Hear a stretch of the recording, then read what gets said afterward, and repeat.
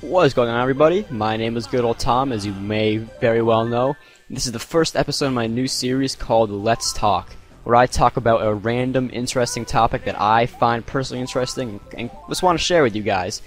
It's something a little different than my normal Let's Plays. It's something I find a little more educational, but interestingly so.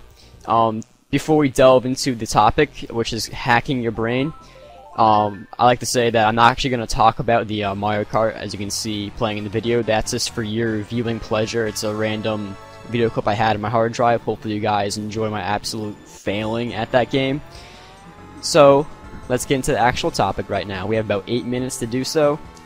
Let's get on it. So, essentially, this episode is about hacking your brain, and I got a lot of the ideas from this from a cracked.com article. The link is in the description below. And one of the things that really stood out for me in this article, there was actually two things. One, there's this thing called the sleep schedule, and two, getting the effects of LSD without actually taking the drug. So let's actually start with the Uberman schedule, the good night sleep schedule.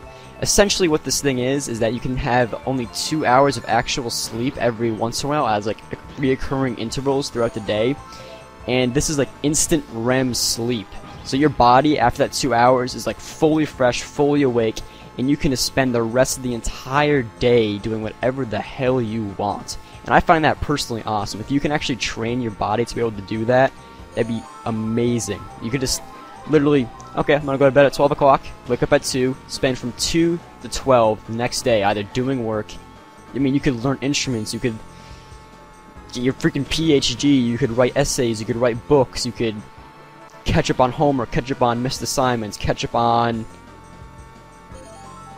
hot dogs. I mean, you could really do absolutely freaking anything with that time. It's like almost increasing your living span by years, your waking living span.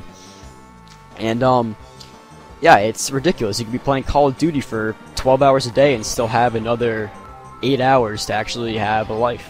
If that's your cup of tea, of course. But anyway, how does this even work, you may ask? Well, essentially what you're doing is you're getting, REM sleep, like I said earlier, which is the most important part of your sleep cycle. It's essentially when your brain releases its cycles between alpha and beta waves. It's releasing these beta waves, and it causes the most deep sleep. It's the part of the sleep when you actually have the most learning capacity, and you actually kind of review what you learn throughout the day, and you can actually think on that while you're sleeping. It's not conscious, it's all unconscious. It's called REM sleep because of rapid eye movement. And REM makes you really feel rested. The more REM sleep you get, the more rested you feel in the morning. At most, with like a 6 hours of sleep, which is about the average, I would say, for most teenagers, at the most, I mean, unless it's a weekend where you're getting like 12 hours of sleep, you're just sleeping in till like 12 in the afternoon, that's about as much as you're going to get. You're getting about 40 minutes of REM sleep, which is about an hour and 20 minutes less than the recommended normal amount. So with this sleep schedule, you can get up to 2 hours per day and completely get rid of the whole shebang, the whole rest of the other junk you actually don't need.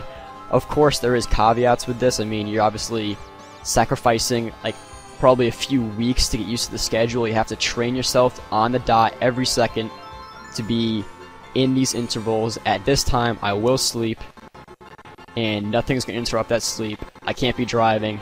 It has to be at this time. And also, it may or may not affect your health. I do not recommend doing this. Don't blame me if you all of a sudden die from sleep deprivation.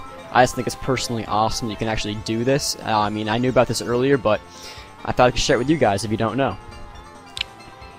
The other thing this article points out that I found really interesting was the hallucination, like you just took LSD, but doing it legally.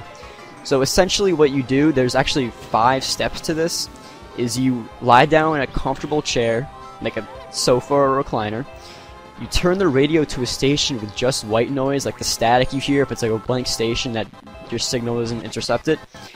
And then you put the headphones in, and then you shine just like a red light. I wouldn't say a laser pointer because those can like blind you or whatever the hocus pocus is about those. But like a red flashlight can put like a clear sheet of like red cellophane or mag light or something and shine it at you just to kind of get that red essence, you know, get the mood set. And then step number 2 is to cut a ping pong ball in half and tape each half over your eyes. So you're kind of like a giant dork, but anyway. So with that, lying in your recliner, you turn the light on so it's facing your eyes, like I said. And then you sit there for at least half an hour with that white noise, with that red light facing you, with those giant goggly eyes, put ping pong ball over your head.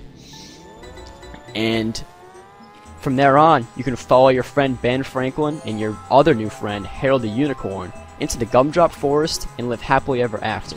So essentially what this is called is it's the Gansfield effect, which kind of works by blocking out most of the signals that go to your brain. So you're blocking out all the like the signals you see from seeing like everyday items, all the hearing, all the sense of taste, smell, all those senses.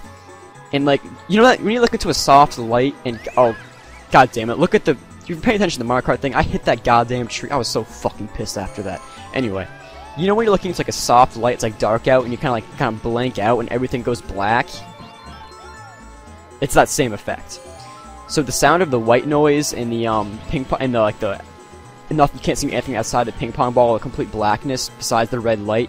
The brain has to create its own images, and it does this in the similar way that LSD creates its own images. It sort of like takes your past memories and implants them into your brain, like from the hippocampus and stuff. So essentially you can just see what you've already seen, but it's like magical and trippy, and you can be like, yeah man, I was there and nah. So yeah. That is actually something I've actually wanted to actually be able to do. Like, get those items, get the white noise, get the red light, get all those sort of requirements, and kind of sit down and actually try that. That's probably the number one of these two things I actually want to actually do. I said actually, like, goddamn a lot in that sense. Fuck. Anyway, if you look back at the video now, you can see we're on the last damn lap of Mario Kart, and this was an intense. When I was recording this, I wasn't actually talking, which is a rare thing for me. Usually I'm doing live commentaries, and first of all, the game was lagging like a bitch. Then, see that banana? Yeah, I fucking hit that banana. Last lap, you can finish line is inside. I go underneath the water, still in first place. I'm just amazed. You can see Peach behind me. I hit the damn crab, STD. Peach alley-oops over my head and passes me. I was fuming after that. That was ridiculous. I was like, no, Peach, come on. Anyway, hope you guys enjoyed this video. It's wrapping up right now. We have about 17 seconds left. So if you learned something about either this Uberman schedule or the LSD trip, post in the comments below. Peace!